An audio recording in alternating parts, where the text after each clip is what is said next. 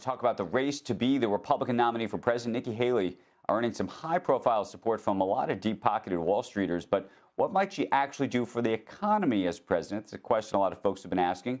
Eamon Javers joins us now, maybe with some of the answers. Good morning. Yeah, good morning, Andrew. Wall Street is in the middle of a major swoon for Nikki Haley, as you say, and it's easy to understand why. As GOP presidential candidate, the former South Carolina governor offers a mix of traditional Republican tax and spending policies without the tendency of frontrunner Donald Trump to attack individual companies, and of course, without his extensive legal troubles. Billionaire Ken Langone lavished Haley with praise on CNBC yesterday, and even Democratic JP Morgan CEO Jamie Dimon said Democrats on Wall Street should send her money to ensure a Republican alternative to Trump. Now, Haley rolled out her economic plan in September, pledging to eliminate the federal gas tax and offer permanent small business tax relief. She would eliminate the state and local tax deduction, which could cause some angst to her supporters in the Northeast, where taxpayers generally benefit the most from it. She also says she would cut income tax rates. Haley criticizes both Joe Biden and Donald Trump for running up the federal deficit and says she would link federal spending to a percentage of the U.S. economy. She would also eliminate Biden's green energy subsidies and says she would withhold Congress's pay if it fails to pass the budget, although it's hard to see how she would get Congress itself to go along with that last one. Haley also says she would cut regulations by requiring congressional approval for any federal rule with an economic impact of $100 million or more. Now, Haley's critics say that although she denounces, quote-unquote, corporate welfare now, as governor, she lavished subsidies and tax cuts on companies such as Boeing, Volvo, and BMW in an effort to bring them to South Carolina. And they say that simply offering more goodies to lure jobs from, say, Georgia does nothing to move the needle on jobs nationwide and could cause worker pay cuts while placing a burden on taxpayers. Guys, back over to you.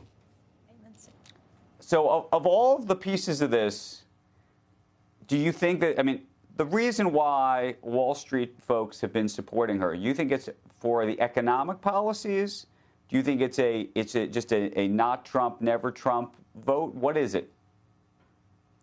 I think it's both, right? I think it's the economic policies, it's traditional Republican policies that Wall Street generally likes a lot, right?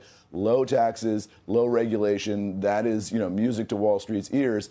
And then also you've got this electability piece, right? If you look at the polls, Nikki Haley does very well against Joe Biden. The problem for the Republican Party, or at least supporters of Nikki Haley in the Republican Party, is that she doesn't do very well against Donald Trump. Donald Trump is far and away the front runner in these Republican primary states. So the question is, can she do something to change that narrative to get head-to-head against Joe Biden, where she stands a better than even chance, according to a lot of these polls?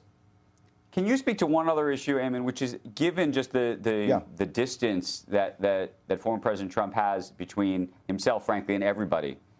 There's a number of big Wall Street historical donors to the Republican Party and Republican candidates that seems to not be wanting to make a bet at all.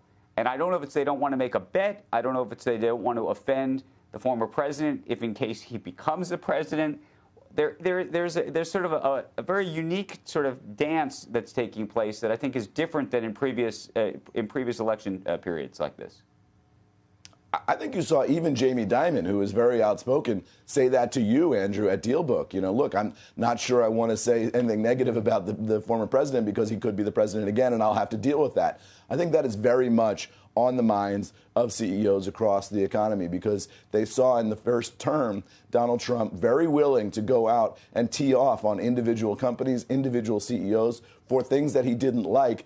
That is not a traditional Republican approach to business, right? The traditional Republican approach to business is, let business be business and get government out of the way. Donald Trump says, sure, except when they're doing something I don't want them to do, in which case I will get right in the way. That's the fear, I think, in the part of a lot of CEOs.